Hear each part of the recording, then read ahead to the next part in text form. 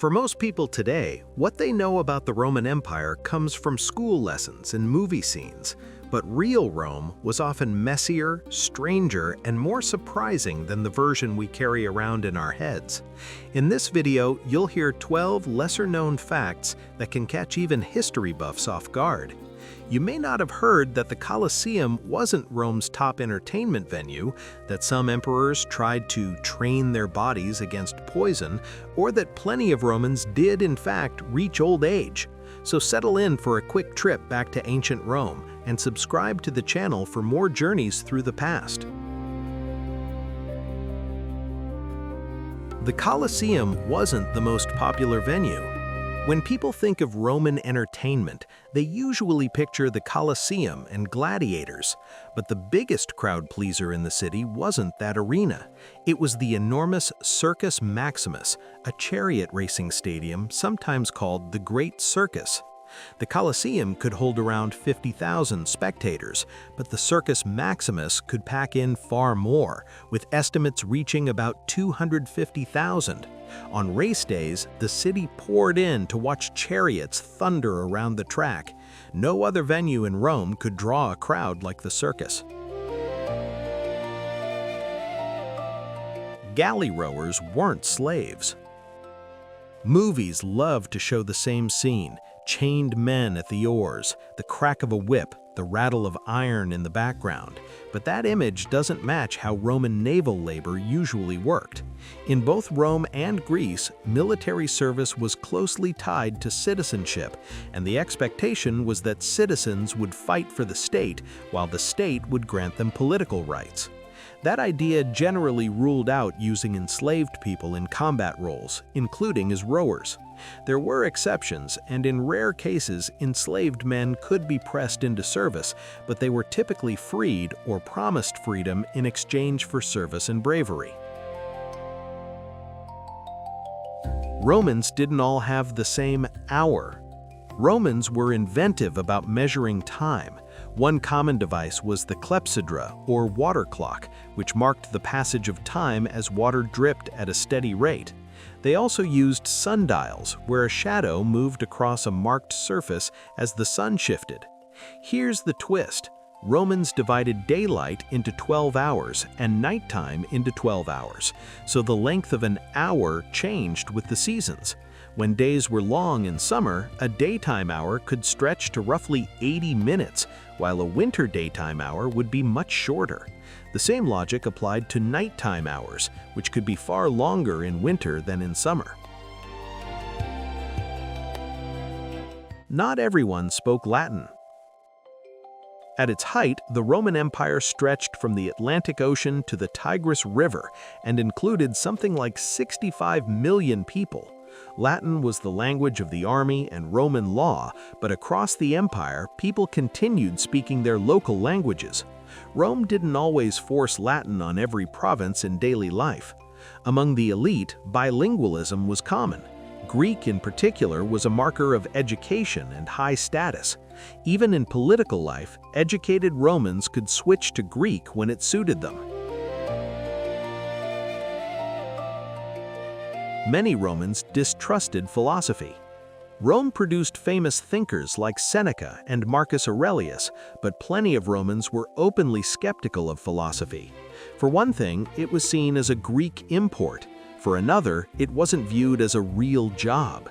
To many Romans, someone focused on self-examination and abstract ideas looked less useful to society than someone pursuing practical work, public service, or profit.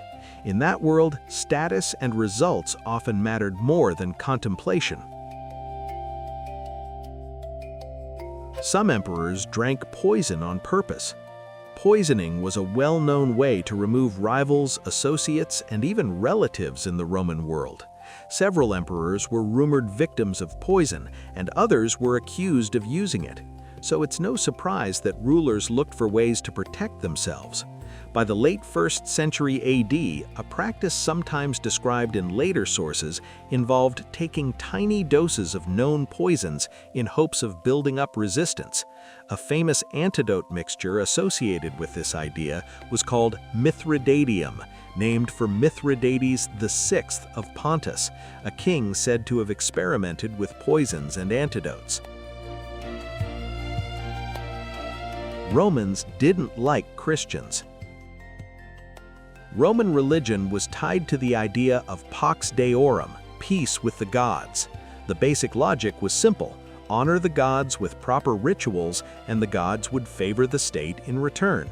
Christians, however, rejected the traditional cults, and many Romans saw that refusal not as a private belief, but as a threat to the public order and divine protection.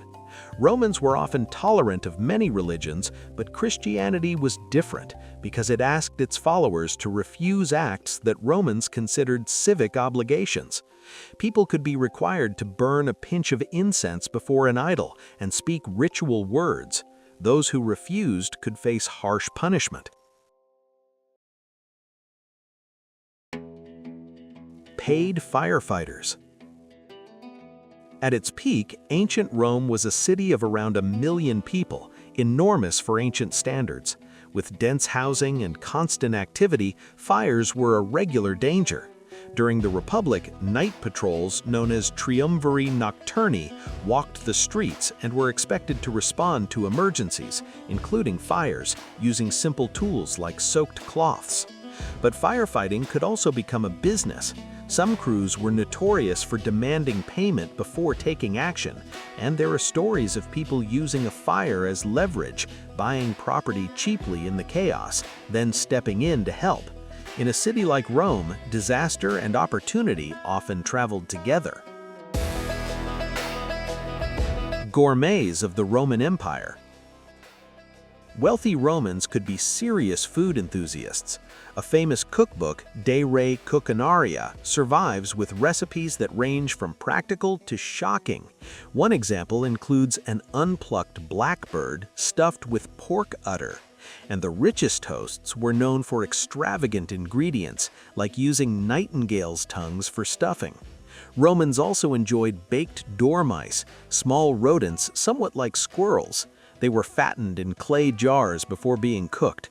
Even more infamous was garum, a fish sauce made by fermenting fish in the sun for weeks, producing a pungent condiment that Romans loved. Strange methods of contraception.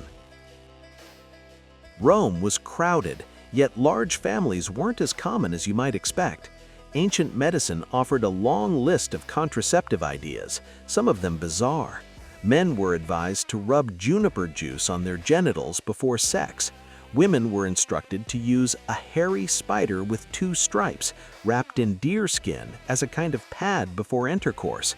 Other methods sound more recognizable, including bronze pessaries, ring-like devices intended to block the cervix and prevent sperm from entering the uterus. Built upward, not outward. Overcrowding pushed Roman housing to grow taller as well as wider. Multi-story apartment buildings called insulae became common, and by decree of Emperor Augustus, buildings were not supposed to rise above about 21 meters. Meanwhile, some monuments disappeared for a very different reason. Parts of Nero's extravagant palace complex, the Golden House, were intentionally buried beneath later construction.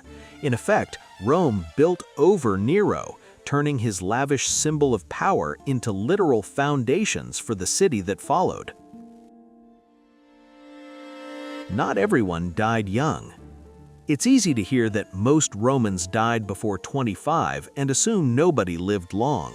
That idea comes from real dangers. Wars killed young soldiers, childbirth was deadly for many women, and childhood mortality was high. Those factors pulled average life expectancy down. But averages can be misleading. If someone survived childhood and avoided the worst hazards, it wasn't unusual to reach middle age or even old age. Despite the risks of war, disease, and hardship, plenty of Romans did live into their later years. You've just learned 12 lesser-known facts about life in the Roman Empire, but there's much more to explore. If you want more on Roman culture, history, art, and science, don't miss our next videos. We'll look at how Romans built roads, aqueducts, and amphitheaters, how they marked religious holidays, how they fought their wars, how they dressed, what they ate, and more. Don't forget to subscribe, and if you enjoyed this, like and share it with your friends. Thanks for watching, and see you next time.